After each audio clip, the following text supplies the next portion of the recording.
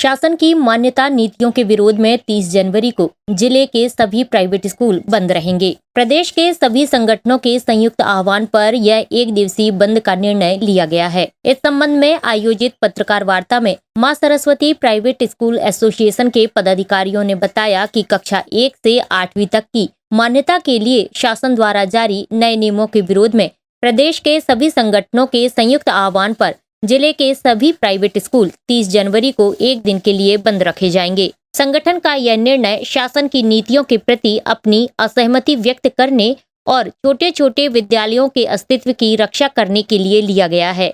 यह बंद पूरी तरह से शांतिपूर्ण रहेगा और यह एक दिवसीय बंद केवल इस नीति के विरोध में एकजुटता प्रदर्शित करने का प्रयास है। तो इसका मुख्य कारण जो है, प्रदेश की शिक्षा में जो बदलाव हुए हैं, नियमों में जो बदलाव हुए हैं, और वो नियम ऐसे इतने जटिल हो गए, इतने कठिन हैं कि वर्तमान में मध्य प्रदेश के ग्रामीण अंचलों में, आदिवासी क्षेत्रों में जितने भी प्राइवेट विद्यालय हैं वो सारे बंद होने की स्थिति में हैं। बंद क्यों होंगे?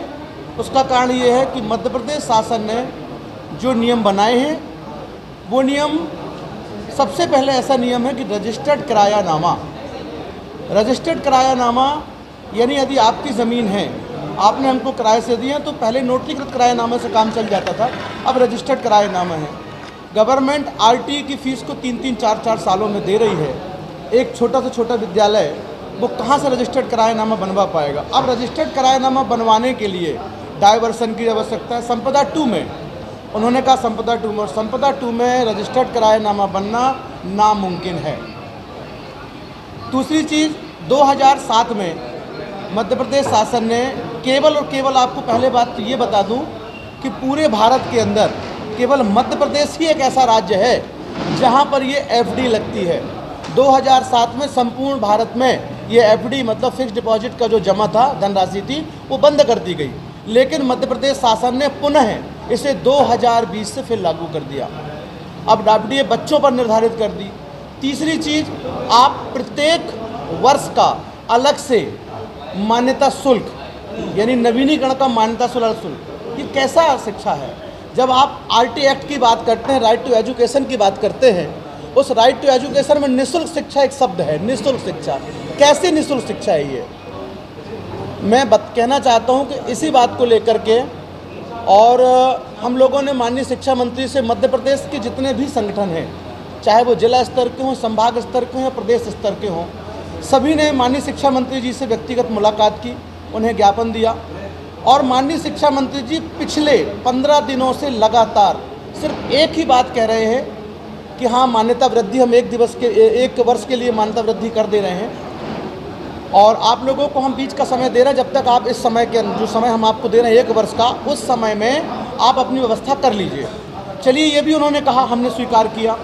लेकिन जितने भी संगठन हैं सब अलग अलग तरीके से उनसे मिल भी रहे हैं और उन्होंने ये बात कही।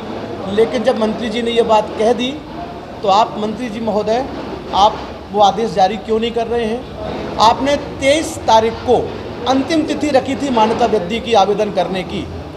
23 तिथि के बाद आपने 22 तारीख को आपने क्या किया?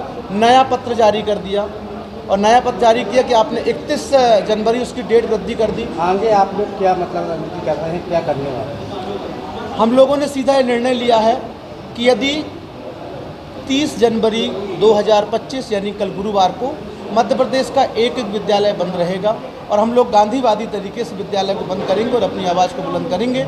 और यदि आगे भी इसके बाद भी माननीय शिक्षा मंत्री जी कल कोई निर्णय नहीं लेते हैं, तो इसके बारे में प्रदेश हमारा शीर्ष नेतृत्व निर्णय करेगा, और शीर्ष नेतृत्व तुरंत त्वरित निर्णय करेगा, और हम लोग आगामी रूपरेखा जो होगी वो बनाएंगे।